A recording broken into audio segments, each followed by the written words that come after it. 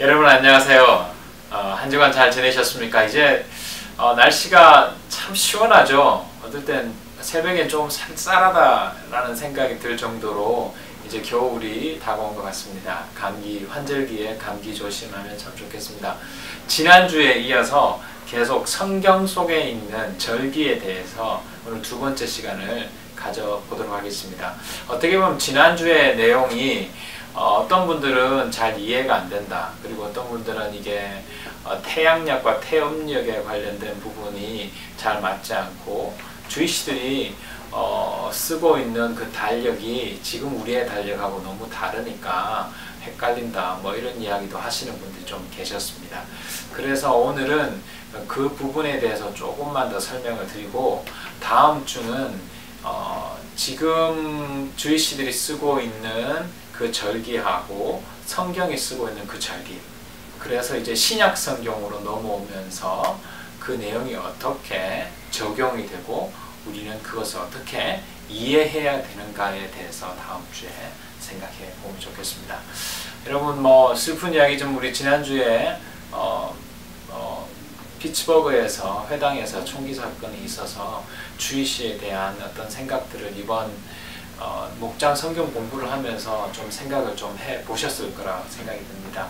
그들의 삶 속에는 예수 그리스도가 없습니다. 유대인들은 오래전부터 하나님의 선택받은 백성이라고 지금도 생각하고 있고, 성경책에 있는 모세오경, 창세기, 출애굽기, 레위기, 민수기, 신명기, 이 창세기에부터 5권의 모세오경의 책들을 그들 토라라고 생각해서 그들의 이야기를 믿고 따르고 있습니다. 그리고 구약성경을 우리는 39권인데 예전에 여러분 말씀을 드려서 여러분 기억하실 건데 39권이 주이시 성경에는 24권으로 되어 있습니다. 그러니까 소선지서과 대선지서, 소선지서에 대한 그 내용 책들을 한 권으로 묶었기 때문에 24권이다. 그러면 다른 게 아니라 다 똑같다. 그런데 그 39권은 우리는 세부적으로 나누는데 그분들은 24권으로 쓰고 있습니다. 네, 이것까지는 뭐 계속 우리가 배웠기 때문에 그 부분에 대해서 여러분 생각해 보시면 될 것 같고요. 자, 지난번에 여러분 좀 헷갈렸던 이유가 뭐냐 하면 성경은 6월절, 패스오버부터 합니다. 이 6월절부터 시작해서 6월절이 지난 오순절, 77절이라고 하죠. 그리고 초막절, 이렇게 세 절기가 대표 절기라고 했습니다. 그 절기가 1년으로 이렇게 돌아가는데 그 세 대표 절기 중에 7개의 절기가 있다고 했잖아요. 7개의 절기는 여러분 쓰셨습니다. 6월절, 무교절, 초실절, 오순절, 나팔절, 그리고 속죄일, 그리고 초막절 해서 7개의 절기가 있는데, 이 7개의 절기 중에서 유대인들은 이 절기 중에서 6월절부터 시작하는 게 아니라 이 나팔절부터 시작하는 경우가 많습니다. 그래서 우리가 조금 헷갈리는데, 나팔절은 언제냐 하면 신년입니다. 신년 여기 위에 써놨죠. 로시 하샤나라는 이 단어인데, 이 로시 하샤나는 보통 9월 정도의 신년이 됩니다. 이 신년, 그때부터 신년 달력이 되는데, 여러분 우리 달력을 보시면 우리 1월달부터 이렇게 돼 있잖아요. 그리고 유대인 달력을 보면 8월, 9월 이때부터 이렇게 신년으로 넘어갑니다.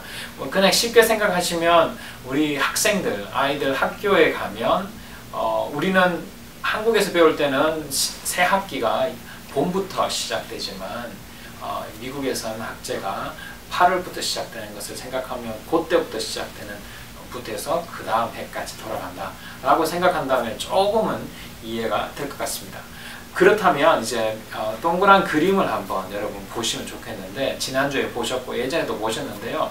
여기에 보면 큰 태가 있습니다. 큰 태에 6월절하고 패스오버라고 되어 있죠. 그 밑에 화살표 보면 니산이라고 되어 있습니다. 1이라고 되어 있고, 유대인들의 그 달력의 근원은 태음력입니다. 음력입니다. 그리고 밑에 동그란 박스 까만색이 있죠. 이게 태양력입니다. 우리가 쓰고 있는 태양력. 여러분이 연세가 드신 분들은 음력 생일이 있고 음력 날짜로 기념을 하시는 분들도 지금도 계시는 걸로 알고 있는데, 유대인들의 어떤 삶은 태양력이 아닌 태음력을 중심으로 움직입니다. 그래서 우리는 뭐 1월, 음력 1월, 2월 이렇게 말할 수도 있겠지만, 그분들의 1월은 니산입니다. 1월 니산, 2월은 니나르라는 뜻이고, 그리고 3번은 시반이라는 뜻이고, 이거 7월 여러분 보면 7월 많죠. 티리시라는 이런 단어입니다. 이런 단어들이 이렇게 1월부터 해서 12월까지 돌아갑니다.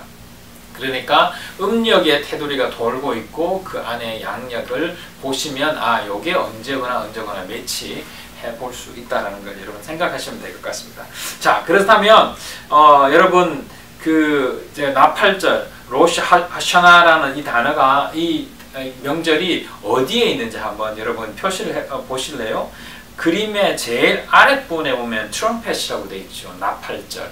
이게 신년을 의미합니다. 7월 1일. 이 신년인데, 이 7월 1일이라는 것은 튀시리, 그러니까 유대인 음력의 7월 1일입니다. 그런데 그것을 위로 쫙 올라가 보십시오. 언제입니까? 9월 중순. 그래서 이 신년이 9월쯤에 있다라는 겁니다. 이번 2018년도도 9월 어느 때에 9월 10일경인가 그때 신년이었거든요. 그래서 이거구나 라는 것을 여러분 유추해 보시면 아시게 됩니다. 자, 그러면 이 큰 원이 있는데 세 가지를 여러분 표시해 보십시오.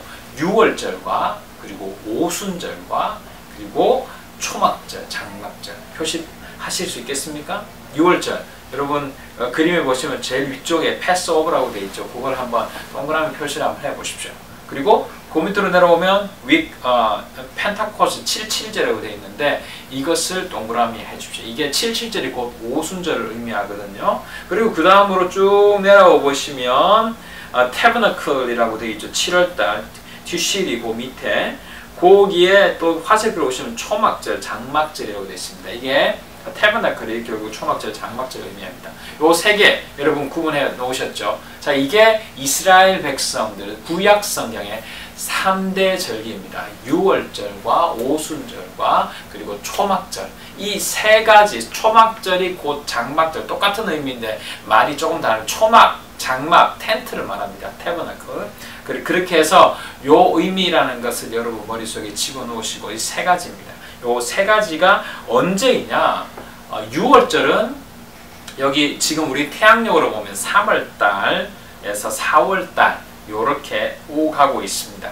그리고 그 다음에 이제 50일이 지나는 거죠. 50일이 지나면 이제 태양력으로 보면 5월이나 6월 정도 되겠죠.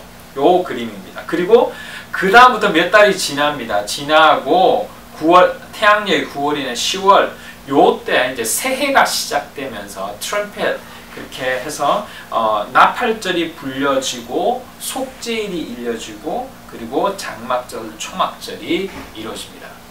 그리고 많은 이제 곧 이제 한우카 그 수전절이 이루어질 건데 12월 중순이 되면 그들은 이제 크리스마스가 아닌 수전절의 행사를 많이 하죠. 그 전에 보면 이렇게 이제 속죄일에서 용키푸어라는 단어를 해서 속죄일 그 행사에 또 어떤 파티도 하고 또 공휴일도 또 가지는 그런 것을 여러분 혹시 주변에 주의시들이 있으면 충분히 이해하고 짐작해 보실 수 있습니다.